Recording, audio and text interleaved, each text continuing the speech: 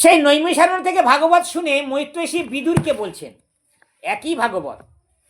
আবার এই ভাগবত ভগবানের যে 16,108 জন মহিষী আছে তাদেরকে উদ্ধব শুনিয়েছিলেন।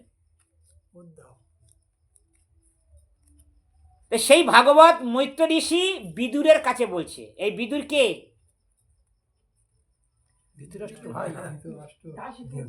পাণ্ডুর ছোট ছেলে, তাই না? পাণ্ডুর কয় ছেলে?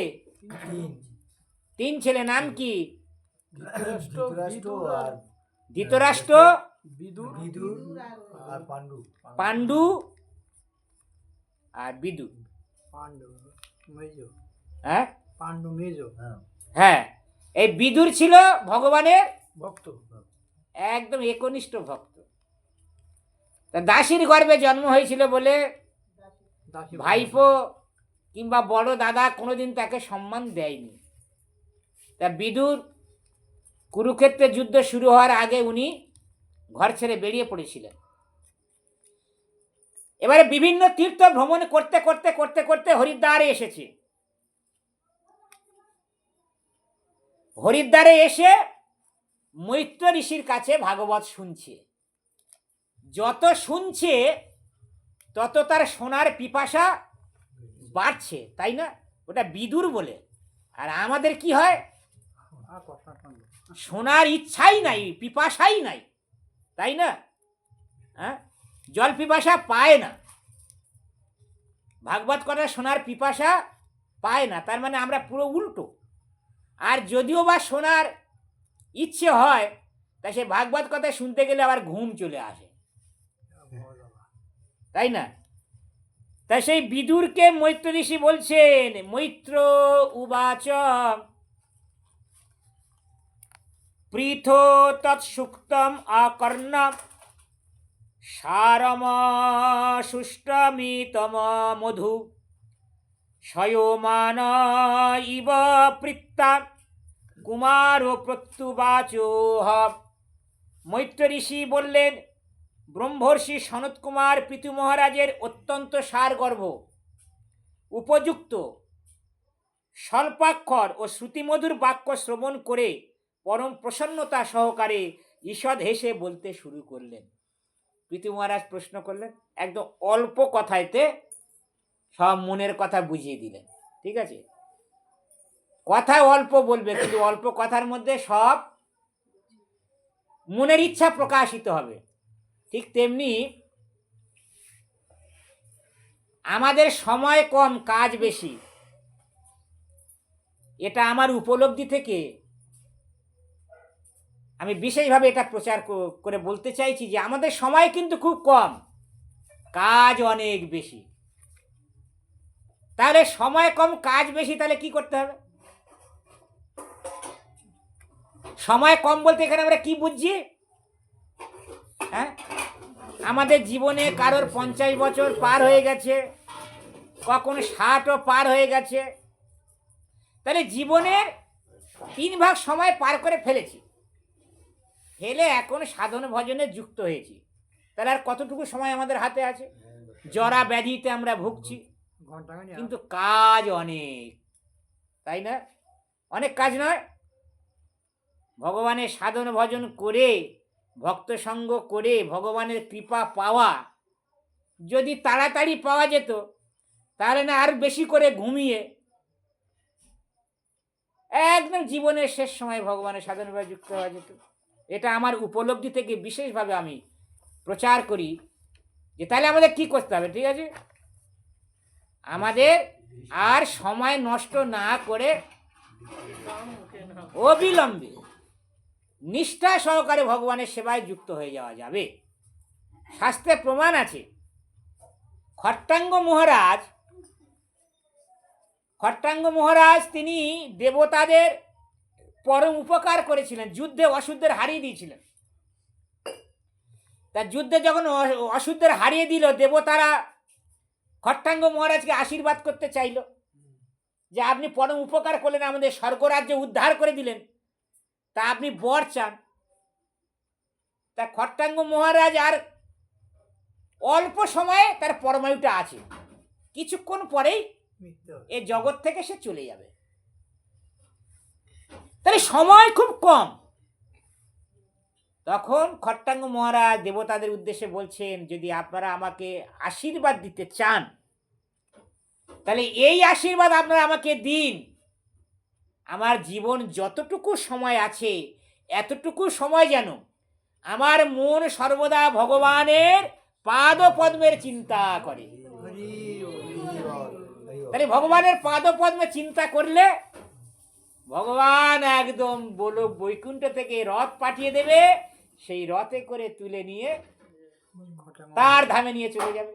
তা হোক না সময় কম, এই অল্প সময়টা যদি ভালো কাজে নিষ্ঠা সহকারে ভগবানের শ্রী পাদ পদ্মে সঁপে দেওয়া যায়, অল্পেতেই কাজ হয়ে যাবে। ঠিক আছে? তাই পৃথু মহারাজের এই স্বল্প বাক্য শুনে চতুষ্কুমার খুব আনন্দ পেলেন। এবার তারা উত্তর দিচ্ছেন, সনত কুমার উবাচ। এরা কয় ভাই সনত কুমারা? চার ভাই। নাম জানো? সনত, সনন্দ, সনত কুমার, সদানন্দ নাকি? হ্যাঁ। তারা বলছেন, সনত কুমার উবাচ সাধু পৃষ্ঠং মহারাজ সর্বভূত হিতাত্মনা ভবতা বিদুষা চাপি সাধুনাং মতিরিদৃশি। সনত কুমার বললেন, হে পৃথু মহারাজ, আপনি অত্যন্ত সুন্দর প্রশ্ন করেছেন। এই প্রকার প্রশ্ন সমস্ত জীবের পক্ষে লাভপ্রদ। তাহলে প্রশ্নকর্তা এমন প্রশ্ন করবে যাতে মানুষের মঙ্গল হয়। বিশেষ করে সর্বদা অন্যদের হিতাকাঙ্ক্ষী আপনার মতো ব্যক্তি তা উত্থাপন করেছেন। পৃথু মহারাজ অন্যের কি করে হিত সাধন হবে, মঙ্গল হবে, সেই প্রশ্ন করেছেন। নিজেরও মঙ্গলের জন্য প্রশ্ন করেছেন। তাহলে মহান্ত যারা হবে তার চিন্তা ভাবনা কি হবে? তারিতে পামর। মহান্তের স্বভাব হয় তারিতে পামর, নিজ কার্য করে নাই যায় পরের ঘর। তাই না?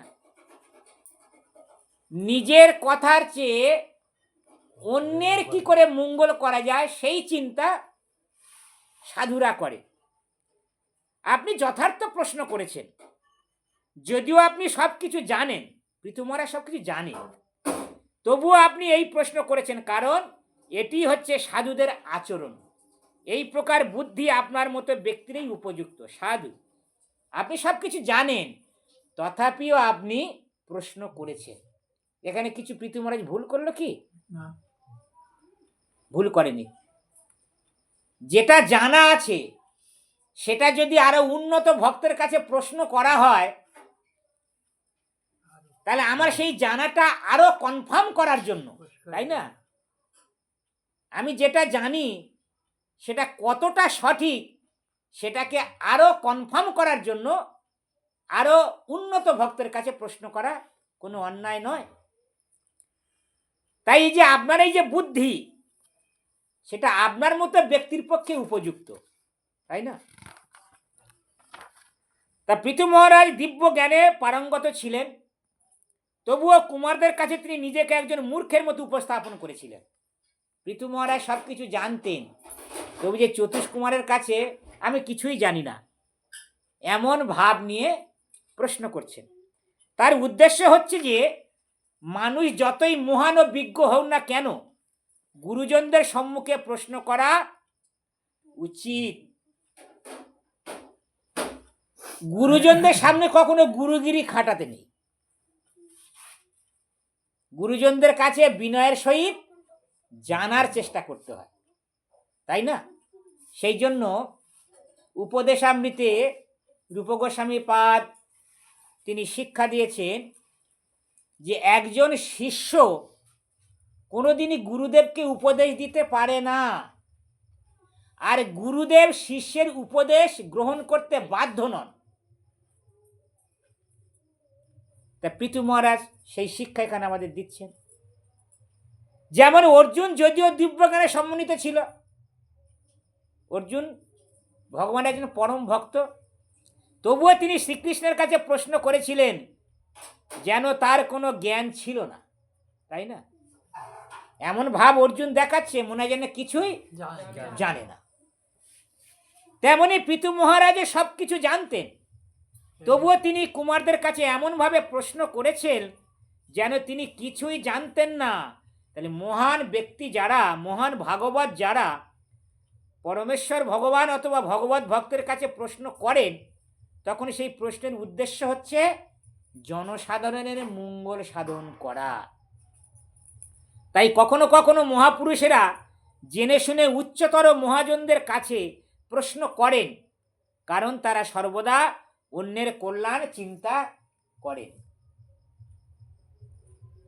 এই হরে কৃষ্ণ প্রভু কেমন আছেন, মাতাজি কেমন আছেন, ওই সব প্রশ্ন না করে, সময়ের অপচয় না করে প্রভু কৃপা করে বলবেন আমার সাধন ভজন একদম ভালো হচ্ছে না, আমার ভজনে মন বসছে না, আপনি কৃপা করে আমাকে বলুন আমি কি করলে আমার ভজনটা ভালো হবে, আমি কি করলে এই সংসারবদ্ধ মানুষদের উপকার হবে, আপনি কৃপা করে সেই উপদেশ আমাকে দিন, তাই না? সেটাই চতুষ্কুমার বলছেন। বাহ, খুব সুন্দর প্রশ্ন করেছেন। সঙ্গম খলু সাধুনামু ভয়ে সাঞ্চ সম্মত যৎ সম্ভাষণ সম্প্রশ্ন সর্বেষাং বিত নতি সম। তালবে সম, সম মানে প্রকৃত সুখ, অন্তর ইন্দ্রিয়, আর দম মানে বাইরের ইন্দ্রিয়। যখন ভগবত ভক্তদের সমাবেশ হয়, একটা ভক্তিমূলক অনুষ্ঠান হচ্ছে, তো সেখানে ভগবত ভক্তদের আগমন ঘটেছে, সমাবেশ হয়েছে, তখন তাদের আলোচনা, প্রশ্ন, উত্তর শ্রোতা ও বক্তা উভয়েরই অভিলষিত হয়। তাই এই প্রকার সমাগম সকলের পক্ষেই মঙ্গলজনক এবং প্রকৃত সুখদায়ক। হ্যাঁ, কেন ইস্কনের ভক্তরা এত অনুষ্ঠান করছে? প্রভুর এত অনুষ্ঠান করে করে আর পারে না, প্রতিদিন অনুষ্ঠান, প্রতিদিন অনুষ্ঠান। কেন এত অনুষ্ঠান? এখানেই সেই শিক্ষা দিচ্ছে, যেখানে ভগবানের ভক্তদের সমাবেশ ঘটে আর ভগবানের ভক্তরা এক জায়গায় হলে ভগবানকে নিয়ে আলোচনা করে, তাই না? মচ্চিতা মদগত প্রাণা বোধ হয় অন্ত পরস্পরম। ভগবানের কথা যখন আলোচনা হয়, তাহলে যিনি আলোচনা করেন আর সেই আলোচনা যারা শোনেন, সকলেরই কল্যাণ সাধিত হয়। তাই একটা অনুষ্ঠান করার উদ্দেশ্য হলো ভগবত ভক্তরা যেমন আসবে, তেমনি সাধারণ গ্রামবাসীরাও আসবে। সাধারণ মানুষ এসে যখন ভক্তের মুখে থেকে ভগবানের দিব্য কথা শ্রবণ করবে, শ্রবণ করতে করতে করতে করতে তাদেরও পরম মঙ্গল সাধিত হবে, তাই না? সেই উদ্দেশ্য হলো ভগবানের প্রীতিবিধানের জন্য আর ভগবানের ভক্তদের প্রীতিবিধানের জন্য, জগৎবাসী সকলার প্রীতিবিধানের জন্য এমন মঙ্গলময় অনুষ্ঠানের আয়োজন করা।